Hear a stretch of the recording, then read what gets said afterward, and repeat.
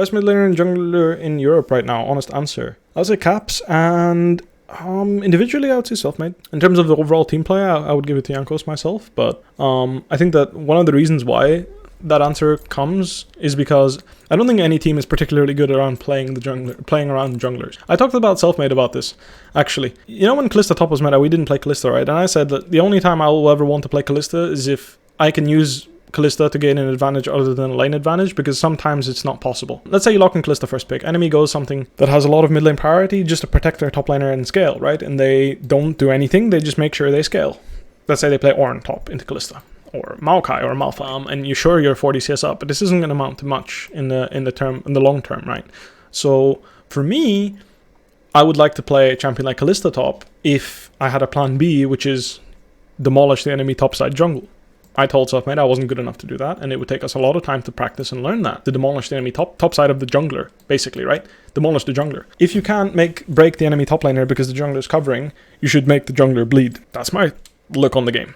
And I'm not good enough to do that consistently. Like, you know, how to play the wave, how to create a situation where Selfmade can always invade, always take camps. And I think if I was a top laner that was good enough to do that, Selfmade would definitely be, like, not even be disputed as the best jungler in Europe, because he would just look like the best jungler, because I would do that pretty much every game for him. And then we would make fun of people. But it's something that, from the draft, is something you need to agree on playing. And if it goes wrong, usually you don't have much backup because you're playing champions like Kalista top, right? Now there's Jason Lucian, which scale better, but these are reasons why I don't play, or didn't play Lucian, for example, top lane.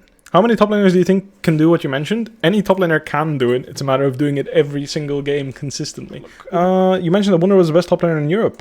I mean, the results speak for themselves. I don't think I need to go in depth on this. I think he uses the jungler very well, and he gets huge CS leads, so he gets ahead in the game. And then on top of that, he's actually capable of influencing the game with his CS leads, so that leads to being a good player, and in this case, the best one. What do you think about Thorin? Nothing really.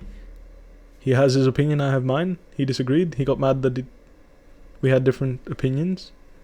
I don't think I lied, but yeah, I had a different opinion, and he got mad about it, so can't stop him from getting angry at that.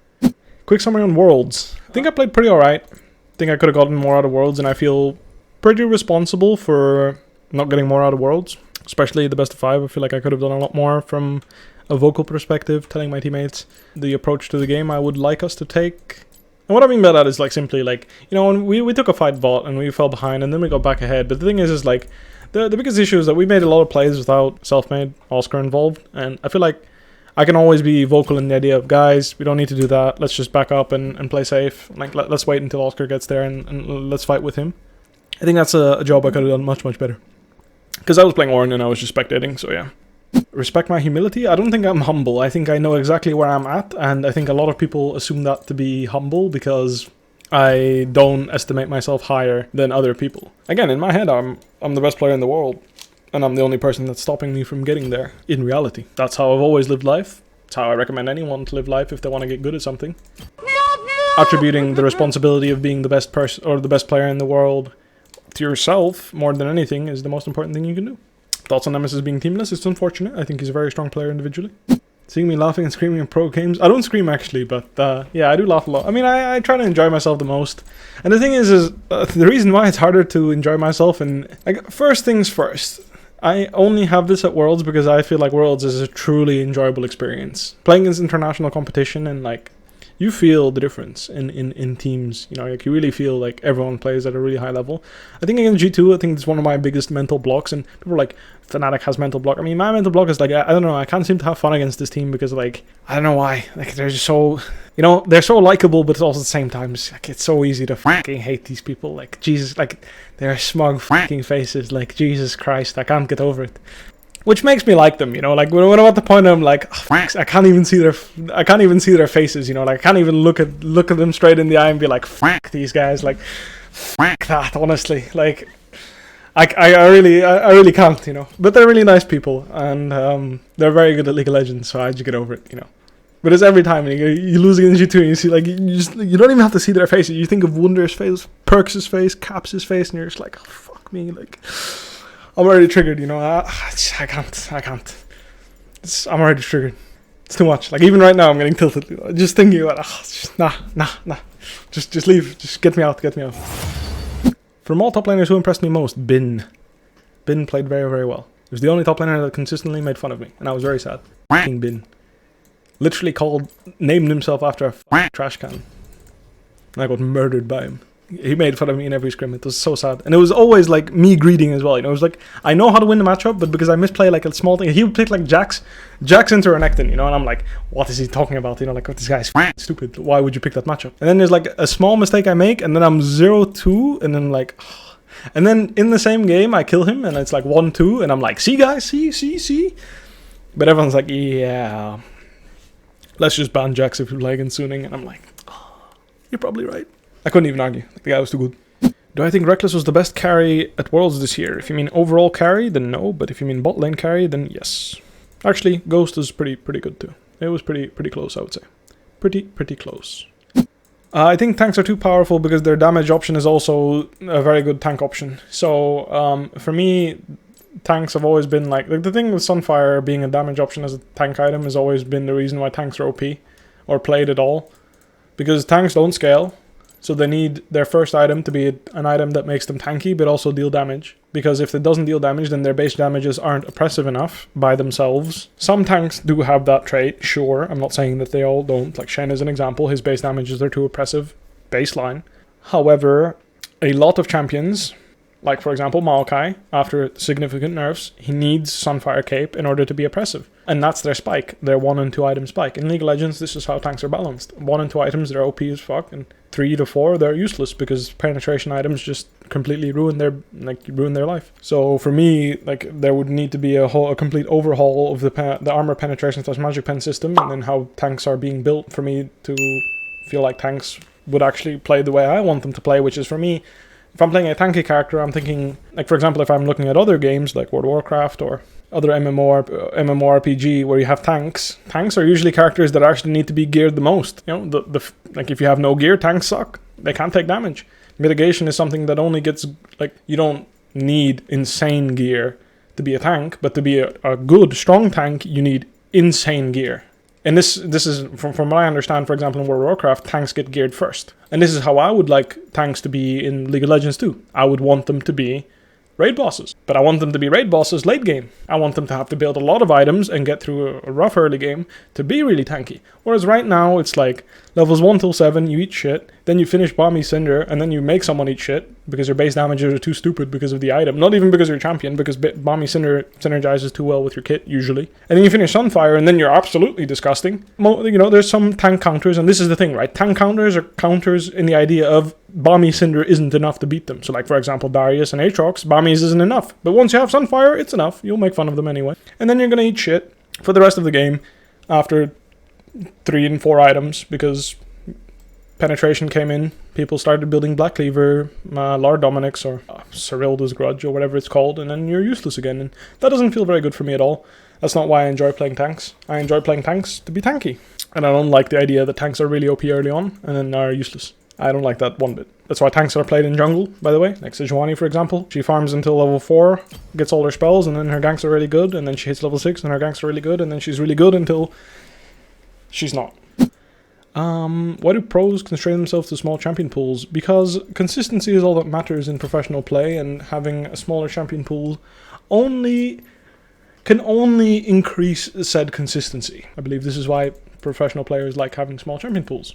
At my best, I also had a small champion pool. I was playing at Worlds 2018, and I played Victor, Aatrox, Swain, and Urgot. And if I had to play anything other than that, I would be able to pilot the champion, sure, but it would not be as successful as one of those 4 champions. I was fortunate enough to play on a team where the bans were aimed at other players, so I could get away with it.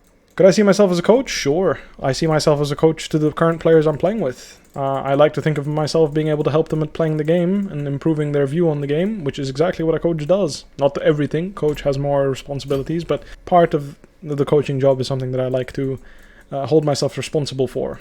Happy to see 3 Belgian players in LEC? Sure. If they do well. If they do poorly, then it's like, At least I'm going to try my best to make sure that Niski plays well. So there's that. Do I think I can step up and be an in-game leader as the current roster? I will lead the team if the team doesn't lead itself. So I'll be there if they need me. Why do I have the reputation of being insane in solo queue and a bit underperforming on stage? I don't know, I just think in solo queue there are many more opportunities being created all the time because people take way more risks, so I'm able to capitalize on this much better. That's why I think I'm good at solo queue. I think it's what I'm best at, so like in competitive games with a lot of action, you'll see me doing well usually because I have a very good eye for being at the right place at the right time and in being multiple places at multiple chances. This is something I feel like I do well myself. You can argue against that if you'd like. And I think in solo queue this happens all the time, so I run around and kill people all the time. And in competitive games, a lot less of this is happening, so it's harder for me to be to be all over the place. I have to play a much more controlled style, and I tend to do worse in lane compared to some of the best laners in the world. You know, even looking at Wunder and Alphari, for example, I tend to not lane as well as they do, and my strengths lie elsewhere. I'm gonna miss playing with Rekkles. I won't miss it in like a bad way. I don't think we're gonna stay in contact. Like I didn't really stay in contact with Caps either, but you know, if we see each other in events or whatever, we're gonna talk to each other, and we're still gonna be acquaintances. Friends is maybe too much, but acquaintances, and you know, we respect each other. We have mutual respect, and I think that's what matters. So, not a big deal. Do I think Nemesis deserves team? I don't know. I don't think people deserve things. People earn things. I think he earned being on a team, yes. So I'm surprised not a single team talked to him. Or wanted him. Why did Perks retire so soon? I don't think he retired at all. I think that at some point people will realize that you can go to an A to achieve things. It's just a matter of pushing. And I think Core JJ has been the example. Like if I ever go to an A, it's going to be the same thing. Like I'm going to push for my team to be the best in the world, like one way or another. And I have respect for people to go to an A to accomplish that. If you go to an A to retire and just fucking... Yeah, guys, let's chill. Then I agree you shouldn't go to an A. But if you're going to go to an A to actually try and get something done, you should do that. If you want to do that, you know, like crack your chair back and chill and just be a streamer, man. I'm here. I'm going to play a sideless game here. I'm going to go footwork on this bad boy. So this is my first notion for runes. Thinking of this, I do like the idea of going Transcendence, but I feel like without cookies, this champion runs out of mana quite quickly. So maybe I'll just do this and learn to be a bit less greedy with my spells. Can I cover a map if possible? I mean, because you asked nicely, I'll cover the map. There you go. Oh. Don't run away. Main screen, don't run away. Alright, wait, I need to... Wide. There we go. Wide. I'm wider now. Make it wide. Wider. Okay, joking. Not wider. Did I do something with my hair? I did nothing with my hair. I think that's the problem. Actually, I think I stole my girlfriend's conditioner. Put some in my hair. Maybe that's it. It does feel softer. Fluffier. Poggers. I'm gonna ward. I don't think I'll get ganked early. I should take E in this matchup because she should start W or Q. So taking E makes sense. I could E into her there, but let's not get crazy here. Alright. Spicy.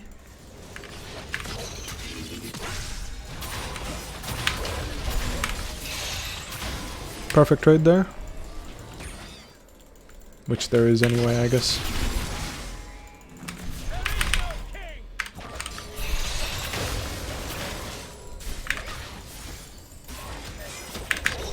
Oh, if I hit that Q, it would have been so good. Okay, I mean, I didn't want to flash, but I should have. I hesitated and she hit a creep, so sweet. I don't know why she did that, to be honest. If I flash down and then just run at her, she's just dead. So I don't know why she did that. I'm gonna base TP on the wave and just kill her. Manamune Silas.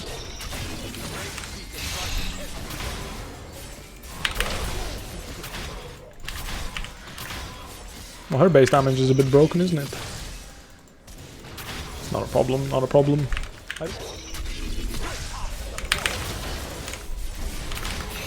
I missed, that's gonna hurt. Matchup is rough when the wave is this big, because I can't actually trade her back.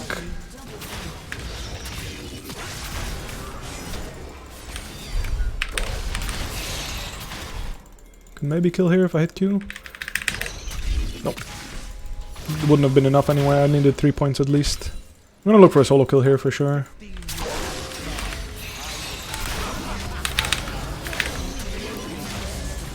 Not enough. I was waiting for the thingy to expire. So I want Seekers, but at this point is it even worth building anymore? It's quite late into the game. I guess it still is.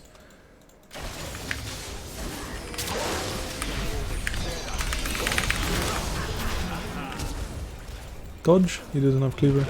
I wasn't healing anything from this ult actually, it wasn't even worth using. I lost more HP than I gained. It didn't heal me for shit because of execution. I don't even think it was because of executioners. I just don't think it heals me for anything.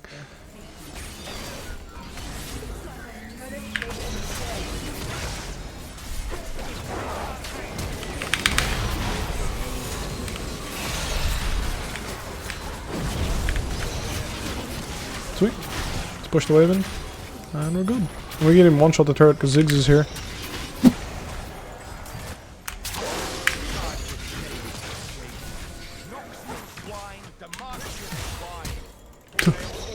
She flashed it.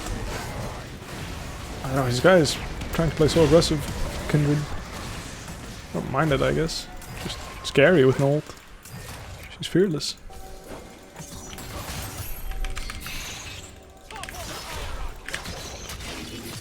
Would be nice if the item didn't suck so much.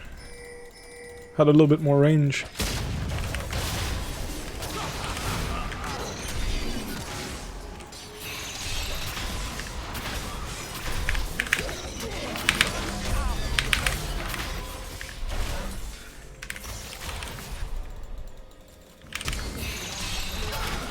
Bye.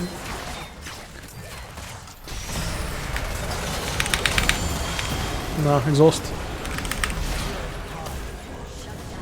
Got the kill anyway. Not the worst. I got shot down, but all good, I would say, all in all. Okay, we're fighting. We're moving. That guy is inting, I should say, more like. Sweet, I got XP for that kill. I mean, if they really want to fight, we should fight, by the way.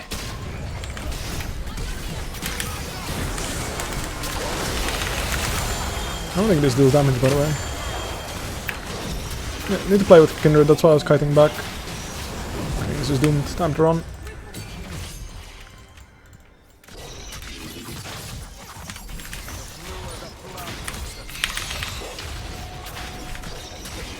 Okay, I fucked up. She's gonna right-click me down because she's Balance champion! She doesn't even have stacks, by the way. She just right-clicks me down with these items. It's so annoying.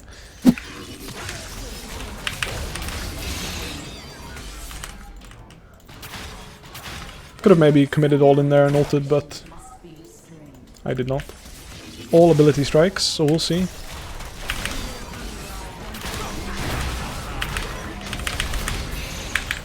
I missed, so I'll die here. She's so strong. I also misplayed. I took the fight fast because Xerath was coming. I can't play that fast against Camille. It's not something that my champion can do, but I forced it because I was greedy. It's not bad, but she has exhaust, so I can't actually do anything crazy right now. I'd love to, but I can't.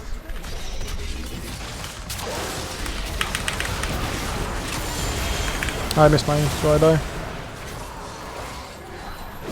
She has two autos, no? Oh, thought she would auto once and then do the thing. But yeah, I feel like the problem with Samara is that she can stack her thingy too fast. I guess she's not that strong coming. Try to block the... Oh, she's too fast. It would be nice if we dealt a point of damage to Ziggs. No, got healed from Triumph, can't go on him.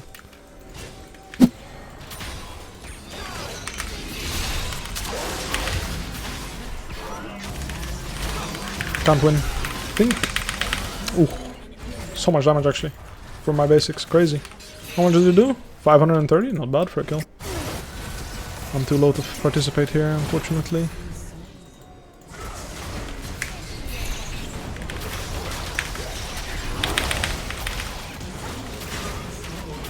$200 bonus damage to him, but he's mostly armor.